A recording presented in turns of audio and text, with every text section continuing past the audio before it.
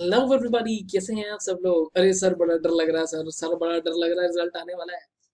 देखो बेटा, पहली बात तो ये बात सच है कि तुम्हारा रिजल्ट आने वाला है। सीएस एग्जीक्यूटिव और professional students, their result is going to be declared on 25th of February 2020। Exact timing भी बताऊंगा आपकी। जो रिजल्ट की टाइमिंग है टैन टैन वो ये रही।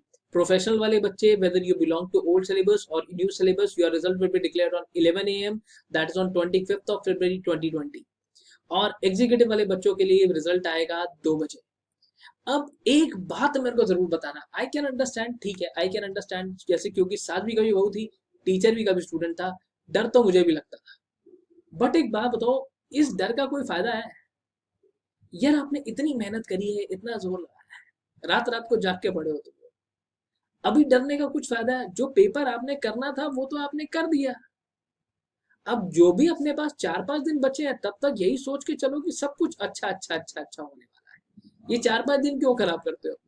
है ना, इतने टाइम मस्ती में काट दिया, 4-5 दिन और रिलैक्स होके चलेंगे। Let's hope for the best. Tension बिल्कुल नहीं लेनी है, जो पेपर आप अच्छे से करके आए हैं उसमें आप पास ही हो। अगर एक आधा परसेंट रिजल्ट ऊपर नीचे हो जाता है तो घबराने की जरूरत नहीं है दोस्तों।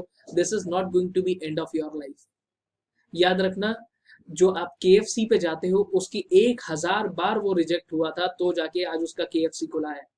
जो टेलीफोन आप यूज करते हो, 99 टाइम्स वो रिजेक्ट हुआ था तो जाके 100 टाइम के ऊपर उसने ये टेलीफोन बनाया था। Do remember, failure does not mean that life is over. Please डरना बंद करो और इंतजार करो। अच्छा रिजल्ट आने वाला है, बहुत मजा आने वाला है रिजल्ट देखने के बाद। ठीक है, चलिए, all the best for your exams, for your exams. Bye.